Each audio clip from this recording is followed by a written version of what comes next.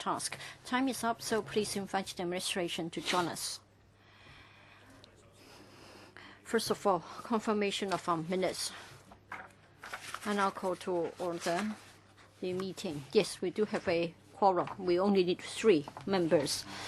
So I call to order the meeting of the Bills Committee on Promotion of Recycling and Proper Disposal, Electrical Equipment and Electronic Equipment Amendment Bill 2015. This is the 8th meeting. Confirmation of the minutes held on the 3rd of November 2015. Please refer to paper CB bracket 1 242/15 to 16. So far, we haven't received any proposed amendments. So minutes confirmed. Thank you. I would like to welcome the representatives of the administration.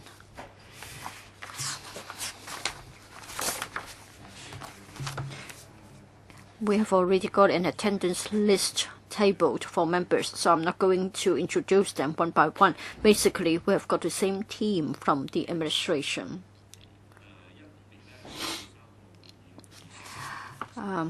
So matters arising from the meeting held on the 3rd of November, and the administration has also come back with a response in relation to the issues raised last time, and there are also revised draft committee stage amendments. So please refer to paper CB bracket 1 276/15 to 16 bracket 02. First of all, I'd like to give the floor to the administration. Please brief us on the paper. Please also brief us on the revised CSA, and then I'll open the floor to members for questions or comments. Mr. Lai, please. Mr. Lai. There are 2 parts to our response paper. First of all, at your last meeting, you've asked us to revisit a number of important provisions. So in Annex A, we have set out our detailed response.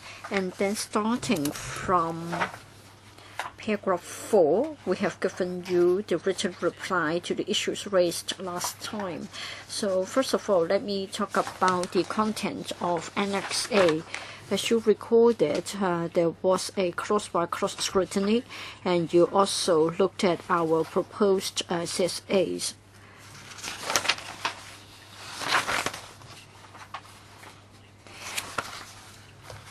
At a certain stage, the Bills Committee raised this point, that is, whether some companies, as a result of the bill, though not in the trade of distribution, may want to import EEEE and be exempted from the levy. We have considered the case, that is, for the scenario that there may be the import of such equipment for own use. We said that it should be covered, even though it was for own use only.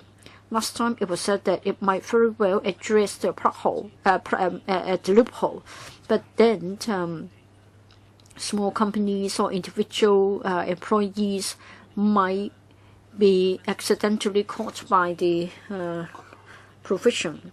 For the so-called loophole, as far as trading of electrical appliances are concerned, usually as a result of the consideration for warranty, etc., usually you would like to purchase an item by way of the item being imported by the distributor. So the concern about the loophole would not be grave, and so having balanced the views of the Bills Committee, we would like to have a further amendment. So for Section 32(1), as far as use is concerned, it will be taken out so as to address the views of the Bills Committee. So for the first item in Annex A, and the last paragraph in the box in the rightmost column, you will be given an idea about the further amendment to 32(1). So you can see that compared with the original provision, the word use will be taken out, and this will be reflected throughout the bill. And then for 32.1, the definition of supplier. Now for 32.1, at first would like to include use. And so for the definition of supplier, we have to add use consequentially. By removing use from 32.1, it means that consequentially we have to make a revision. In other words, for paragraph B of the definition of supplier, the word use will no longer appear. Further on, for the meaning of the word use, at the last meeting of the Bills Committee, we have said that for paragraph B, under the definition of use, we talk about giving the equipment to another person as a prize or gift. The word use appears in both distribution and use. Now the difference is that one is for the purpose of trade, the other is not. So at the last meeting, our discussion was that the producer responsibility scheme is targeted at people who are involved in trade. So we believe that there isn't any distinction between whether or not for business purposes. So giving out as a prize or gift, whether it should be subsumed under use or distribution, we feel it is better to come under use, because when you give it out, then it will be different from the trading of equipment. That is, the labels, etc., will not be involved, so it will be better to have it subsumed under use. As we have already explained, as far as distribute is concerned, there will be a consequential amendment so as to take out the part concerning use. We can then move on to 37.1. It isn't so much about use, but then in the middle stage of your deliberation, it was found that the policy intention did not cover the distribution of EEE for export purposes. But then for 37.1, it is believed that there's room for improvement. Now, we talk about which equipments should be subject to the levy. So 37.1b, Roman 1 and 2, they separately or respectively deal with the direct distribution or working through a third party in relation to the distribution. In the Blue Bill, we have words like in Hong Kong. Now, members' views were that in order to avoid confusion, we should improve the drafting. In the past, we have said that the question of re-export should be dealt with under the definition of distribute. So if they sell the item outside of Hong Kong, there's no need to cover this point here. So we would like to streamline the provision. Last time we said that if the electrical equipments were distributed by the supplier or used by the distributor for the first time, then they should be subject to a levy. We believe that this is the most succinct way to bring out the policy intention. And then for 41 and 43, they are sort of follow-up work in relation to the concern about use. For 41, there's in relation to the levy that should be payable but hasn't been paid. For 41, it refers to Section 32.1, contravention of 32.1, and thus a fee outstanding. Now for 32.1, the use will not attract a levy. Therefore, the word use should be taken out. For paragraph B, the use targets at Section 37 and thus the responsibility to pay the levy, and here it can be retained. For 33, the same applies. For paragraph A, it is better to take out use And for paragraph B, use can be retained. So that's it from my briefing on the first part.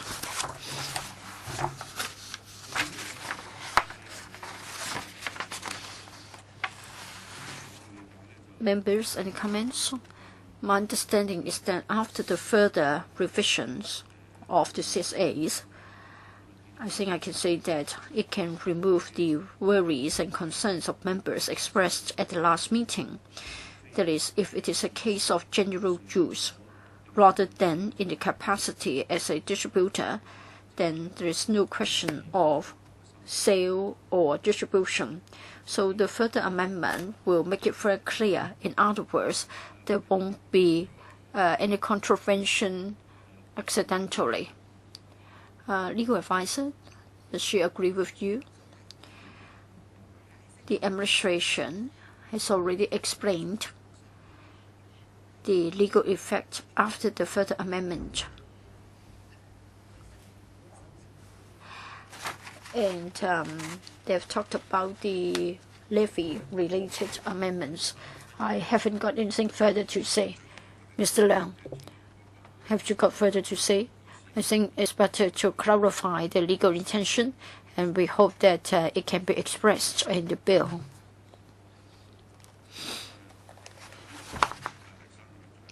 Mr. Lai, do you have further briefing for us? Mr. Chairman, that's about the first part arising from the discussion last time. As to the second part, I think a few questions have been jotted down by your secretariat, and just now I've already covered some of them. For paragraphs 4 to 7, we set out the rationale behind the revision to the definition of distribute and use. For distribute, we'd like to have 3 amendments. So for the part highlighted in red, when we examined the text, we believe that the word lease in English is more suitable in the scenario of properties. In the case of electrical equipment, hire or hire purchase would be more appropriate. In Chinese, it is 出租租購, so we want to be more precise about the choice of words. For paragraph B, the giving out of electrical equipment, etc., the term appears both under distribute and use. We believe that it's more appropriate to have it under use, so there's no need to have it here. And then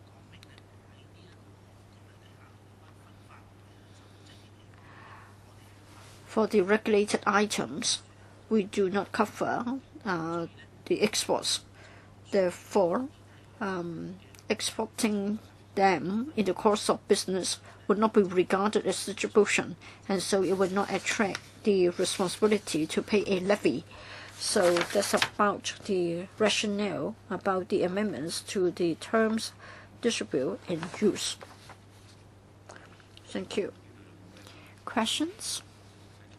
Please continue, Mr. Lai.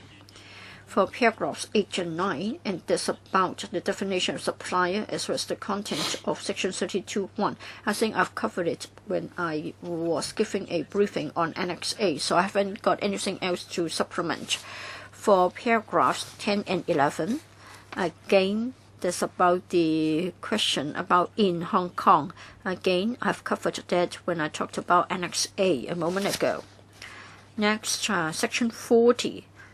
We have also referred to it just now, and for 41, 43, for both of them, we have examined the wording use, and we have proposed to take it out in a paragraph and keep it in another paragraph. And then as to the change of the word from fee to levy, I think you understand, and to change and to or, I think we've noted your concern about the drafting, so I haven't got anything else to add to section 40. It appears that it is fine, so please continue. Item B, for for paragraphs 13 and 14, this is to respond to members' concern.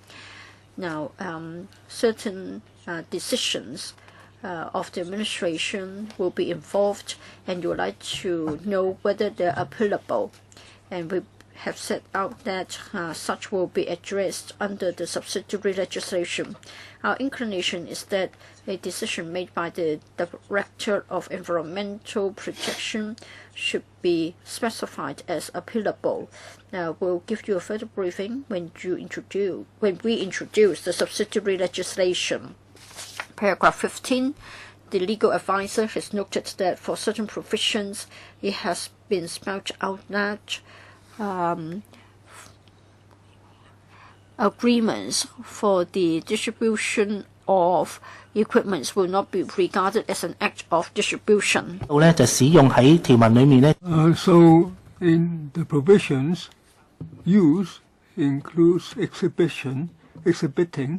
So if you exhibit your own equipment, it's unlikely to be subject to an agreement. So concerning using equipment or exhibiting equipment under an agreement, we think there's no need for such provision. Legal advisor, any comment? Now, the administration said that concerning exhibiting electrical equipment is unlikely for the situation in question to occur, but maybe there are some circumstances where an importer saw abroad a piece of equipment which might be marketable in Hong Kong. He wants to introduce this into Hong Kong, and he obtained the equipment from the foreign manufacturer and exhibits it in Hong Kong. And he said, I will put this product in my exhibition gallery or put it in an exhibition. Will that constitute a use? Is that likely to occur? Because exhibition is included in use. Chairman, I think a more real-life situation is that some equipment sellers would exhibit samples for customers to view and see the size and so on. So exhibition is in respect of that. So if the box is open and is exhibited, then it's similar to using the equipment. Now, as for exhibition, now it depends on the actual circumstances. Legal advisor, now the definition of use in Chinese is for business purpose, then it's considered a use. Then the administration in section 40 now made a further explanation in respect of distribution, saying that some circumstances do not qualify as distribution. Now, if on this occasion the electrical equipment is shown as an exhibit, then maybe it should be made clear in section 40 whether such commercial behavior should be subject to regulation, or is it that the government considers that it's not necessary because it's unlikely? Maybe exhibition includes exhibiting in your own shop as well as exhibiting in an exhibition hall. Now, on where the exhibition for business purpose occurs, we may not need to go into that much detail. Now, the bill is to regulate new products, so if it's unwrapped and exhibited, then it's being used, then that's caught in the original intention. So the exhibition is included. So if it's whether it's exhibited as a new product or if it's exhibited for distribution, then it depends on the actual situation. Mr. Mui. Now, the definition of supplier after the proposed amendment in para B 37(1) Now, the amended definition include distribution for business purpose, and now if it's for distribution in Hong Kong and you import it, now that wouldn't make it fall under the definition of supplier. Legal advisor?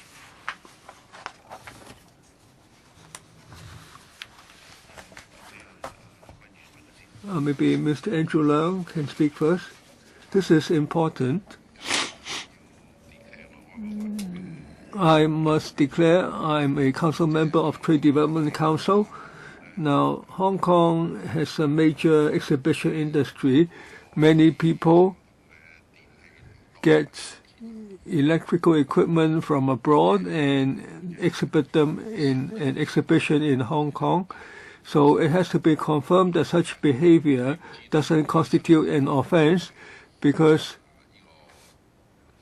somebody may take some products to Asia Expo or HKCE, and if it's retained in Hong Kong and levy has to be paid, that's reasonable, and may be paid to an agent. Now, that's covered under the law. Now, sometimes we also exhibit our goods abroad, and take them abroad for that purpose. And I'd like to ask the government to confirm that this will not be caught under this law. Otherwise, this would have a significant impact on our exhibition industry. Now, the law draftsman said this is not supposed to be the case, but I hope the administration makes clear that the exhibition businesses would not be caught under the law. Now, use includes exhibiting for business purpose. So if you exhibit it in an exhibition, then of course it's for business purpose.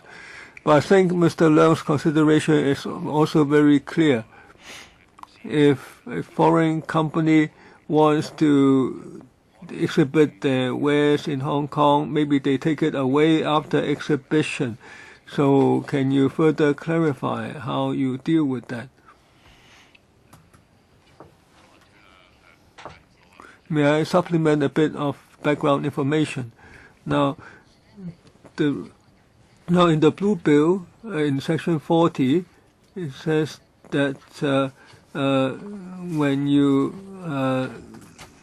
collect the levy, then there's a very clear definition that if you want to determine whether someone is liable to the recycling levy, then if you merely establish an agreement for distribution, it doesn't constitute a distribution.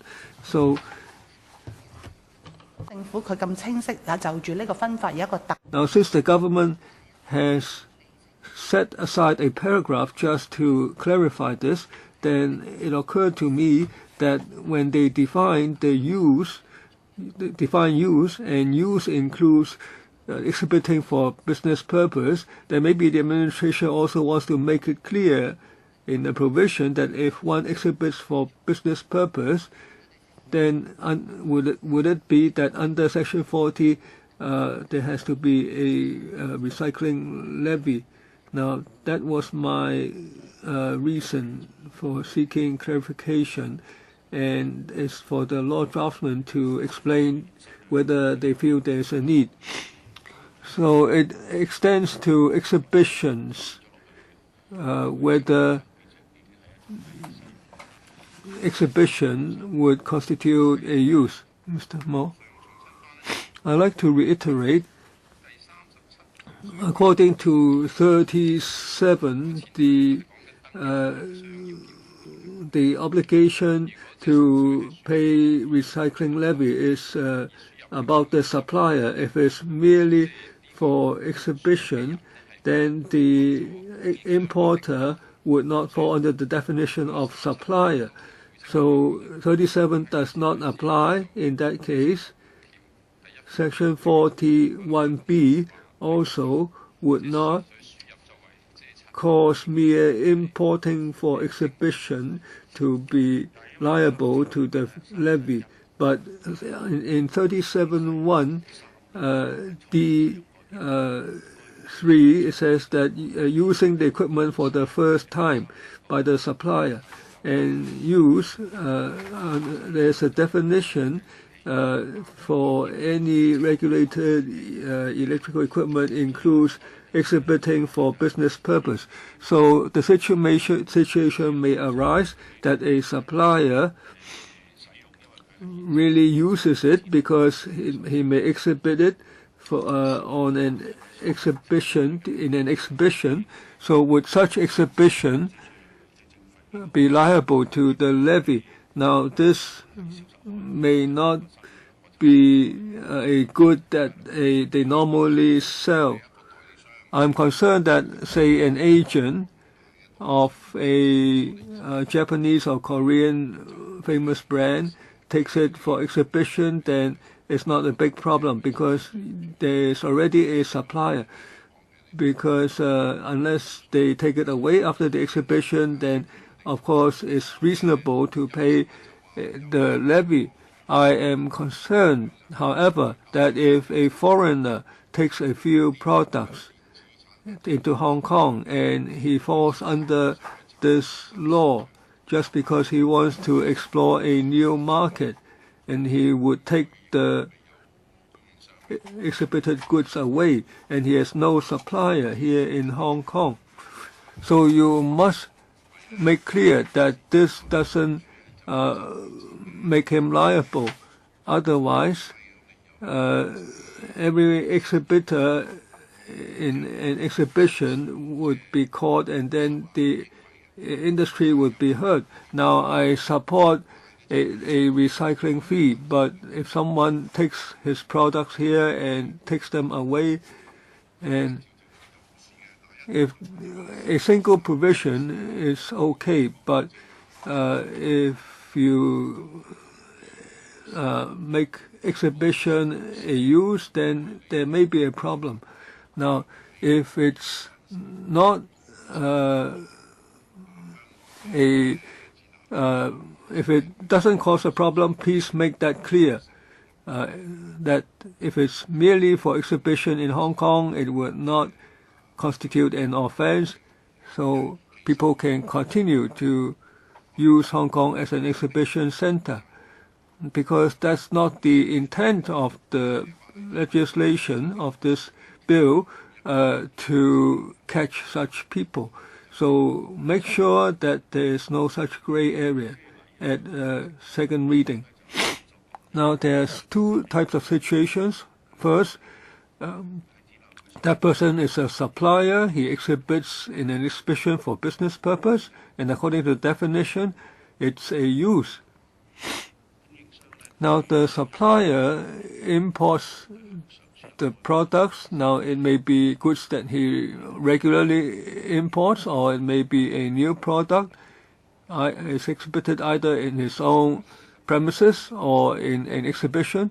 Now since that person is already a supplier, whether it's old or new, whether it's in his own company or an exhibition, he has to pay the levy.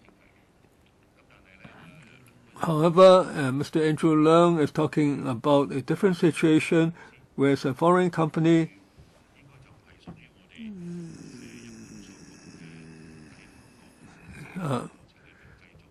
so he's not manufacturing or distributing that good in Hong Kong. Now, so if he exhibits that product, does he have to pay the fee? Now, whether he has to or not, can we address this in the draft bill? To take an example, suppose there's the Hong Kong exhibition of locally manufactured products, and some exhibitor exhibits his goods for customers to buy. After the bill comes into effect, these manufacturers are also suppliers. So the chairman was saying that in that case, the person has to pay the fee. Mr. Leung is talking about new products being exhibited in Hong Kong, so by foreign persons, and they don't intend to sell them in Hong Kong. So these suppliers, these exhibitors do not fall under that clause. So when they exhibit the new goods, he will not fall under the mechanism of Section 37.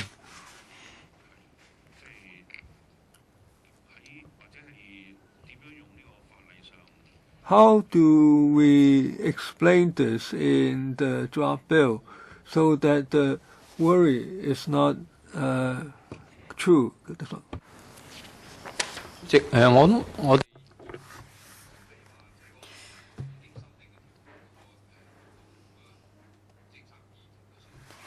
If the revised CSA is already clear, and if we have to set out in an exhaustive list as to what won't be covered, I'm afraid the list will be long. If we name one but not the rest, it will be difficult.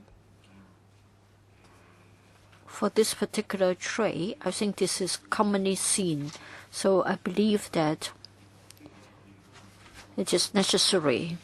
We aren't talking about covering all scenarios that we can imagine. For this particular one, it is common. It is a common act in the course of business. So I think the point brought up by Mr. Leung is worthy of our in-depth discussion.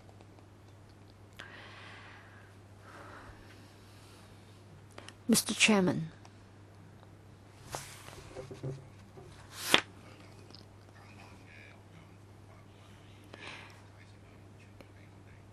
I think the point can be explained to us if you can have it written down, and as a result of exchanges between the legal advisor and the administration. We still have time. We can have another meeting because it won't be in the near future that we can resume the second reading. Well, I think it's a matter of interpretation. Now you're going to further revise the provision. If you think that there is already a clear interpretation, then it will be fine. But if you say that there is a need for further revisions, then we need another meeting. That's why I've said that it is a very sort of common practice, and would like to seek an early answer. What worries us is that whether there's a need to further revise the wording. Legal advisor, Mr. Chen, the law draftsman has already said that for Section 40, it takes us back to Sections 30 and 37, and we have talked about a registered supplier. We have a clear definition for a registered supplier. For somebody who is not a registered supplier, he imports the equipment solely for the purpose of exhibition. He will not be caught by the definition of supplier. But of course, we can go back to give you a more detailed explanation in writing, and then by circulation, we can seek your agreement. So your explanation is that relying on the definition of a registered supplier, then such a person can be excluded from the responsibility of the levy. Yes, and in fact, in the speech, upon resumption of second reading debate, we can further explain and clarify the legislative intent. I think the chairman's view is that you better re-examine the provisions, make sure that they are fine, and then you can comfort the trade. So we just want the administration to comb through the provisions again. Yes, we'll go back to re-examine them again. I think your original intention is that you are not supposed to impose a levy on such a scenario. That's why we would like to say that after further revisions, we want to be sure that this will be addressed so that there won't be further revisions as a result. If you can assure us on that, it will be good. But of course, if you need further revisions, of course, we have to handle them. So, regarding the point about the agreement, do you have further to explain? Or maybe the legal advisor can speak.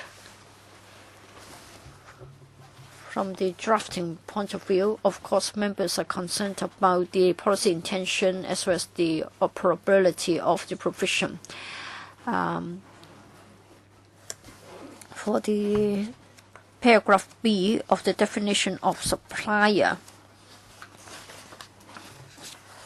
you said a person who causes to be imported into Hong Kong regulated electrical equipment for distribution in the course of the person's business, but does not include a person who only provides service for transporting the equipment that does not belong to the person into Hong Kong for another person.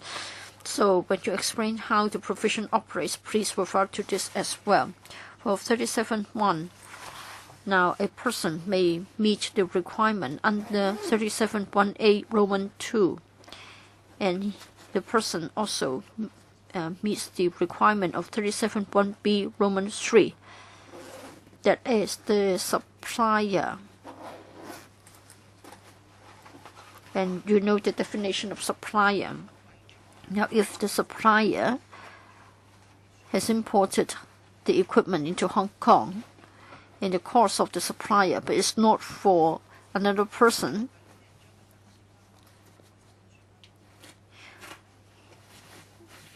and if he is using the equipment for the first time, and use for the first time will also include exhibition, then for 41, as to whether he's responsible to pay the levy and whether the government can recover it, I think I can understand how it works, but maybe it's better for you to write a paper. So the legal advisor is saying that the provisions are interrelated. I think the question is simple. It isn't just a matter of paying for the levy. The levy won't be a huge sum of money, but if a levy hasn't been paid and you are saying that it has to be recovered or there is an imprisonment penalty, then it will be a serious matter. The amount of the levy won't be a serious matter, but then there will be suppliers coming to Hong Kong to exhibit the products.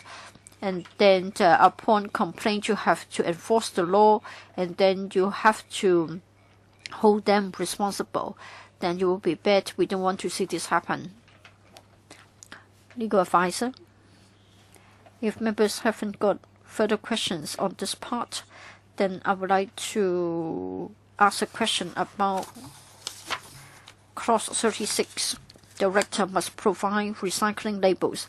Understand that there won't be further amendments by the administration. But then we have been told that subsidiary legislation will be introduced to talk about what will be appealable. For 36, it is said that if a supplier is willing to pay up for the recycling labels, then the director will provide the labels to the supplier. My question is, somebody would like to get 100 labels, but then the director is saying that 70 would suffice. I want to know whether the supplier can ask the director to provide an adequate number. Would it be appealable, or whether it is a matter of a further application? Mr. Lai. For 36 bracket 1, are you referring to section 36 bracket 1? 36 bracket 2, a director may refuse the application. So what will happen after that? For 36.1 and 36.2, well, on a regular basis, a supplier will ask for labels from us. So we'll look at the trend of the volume of business. As to whether there is a need for an appeal mechanism, I think we have to consider the case because it is something which is a borderline case. Maybe we can listen to the views of the trade. As far as the operation is concerned, we will assess the volume of the business and how many labels will be left, and we won't allow the scenario that they will be in difficulty when they've run out of labels. Now, in fact, if a supplier would like to withdraw from the status as a supplier, I understand that the administration has said that if somebody feels that he is aggrieved, then you have said what can be done. For Section 36, the director can decide on the number of recycling labels for suppliers. So I want to know how the government would like to respond to the matters. I'm not sure whether this has been discussed before. Can the supplier ask for the labels to be returned to the director? Say a supplier ceases business, there are still outstanding labels. I don't know whether this has been mentioned. Mr. Lai.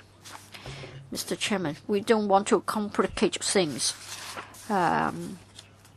We'll give the labels on a need basis. We don't want the suppliers to have too many labels. Therefore, under 36.2, we'll give an appropriate number of labels. We've also got a mechanism to withdraw the registration. If the director is satisfied that a supplier is no longer a supplier, the registration can be withdrawn or cancelled. But we do not specify that the labels have to be returned, because basically we would like to give an appropriate number of labels. We won't be providing an excessive number of labels. I think by returning the labels, they want to get a refund. Well, the labels are not given on a payment basis. After they've sold the equipment, then they give us a return on a quarterly basis, for example, and then they pay the levy. Of course, when they cease to be a supplier, they have to be clear about their accounts. So it's not a matter of prepayment for the labels. No. The labels are paid after the equipments have been sold. So there's no need for them to get too many labels. Some suppliers may have lost their labels. They may need to get more labels to cover the shortage. Is there an application fee?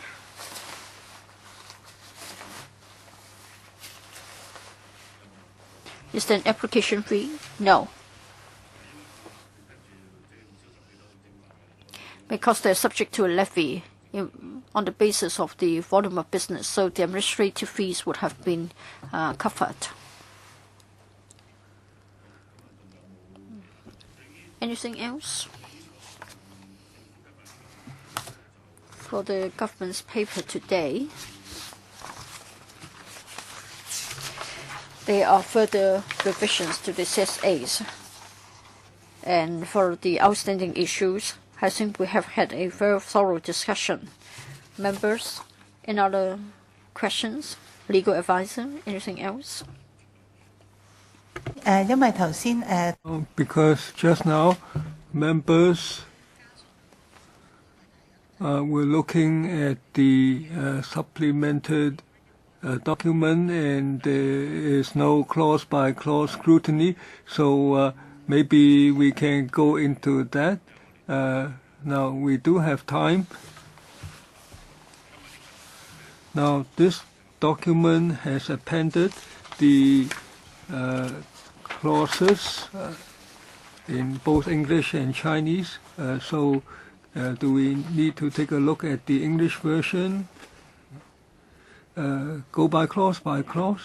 Yes, it can be very quick because there are not too many amendments.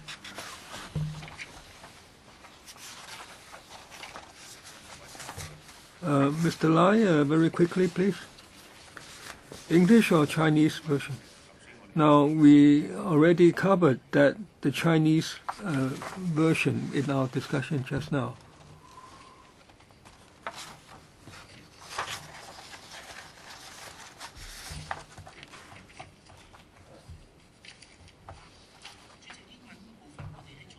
Now, we don't have any particular points to draw your attention to in the English version.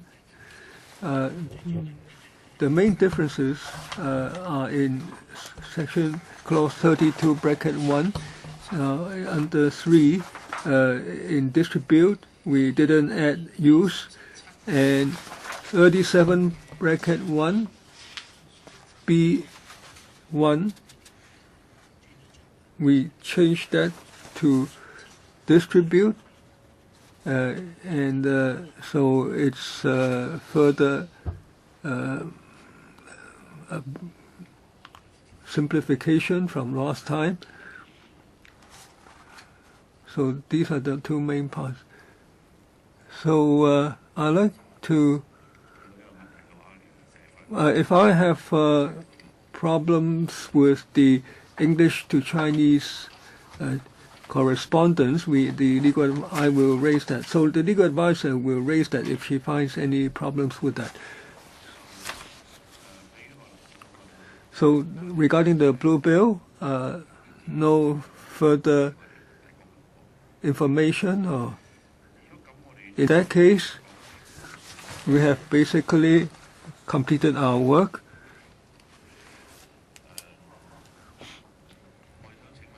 I'd like to ask members whether any CSAs would be proposed. As of today, we haven't heard any requests from members. I'd like to ask about the date for resumption of second reading. What's the date proposed by government?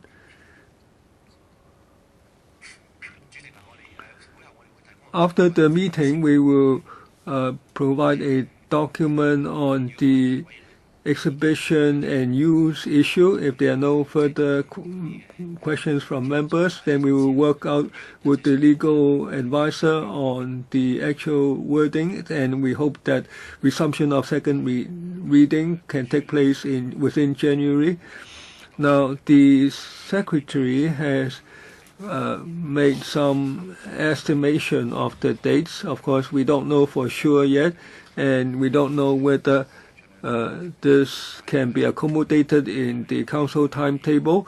Now, if the resumption of second reading is on the 20th of January 2016, then the date for making a report to House Committee would be on the 8th of January, and the date time limit for proposing CSAs would be 11th of January. Now, if the resumption of second reading is on 27th of January, then the report to House Committee would be on the 15th of January, whereas the time limit for proposing CSA would be 18th of January.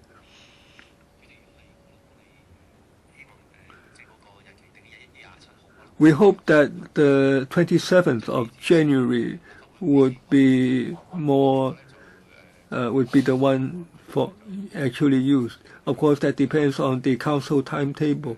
Now, if there are further issues to be clarified, please do that in a document, and if members have no further comments on the receipt of the document or have no request for further meeting, then I believe this is our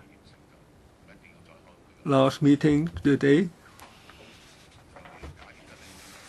If there's going to be another meeting, the Secretary has found a time for us that would be 4th of January, 4:30 to 6:30 p.m.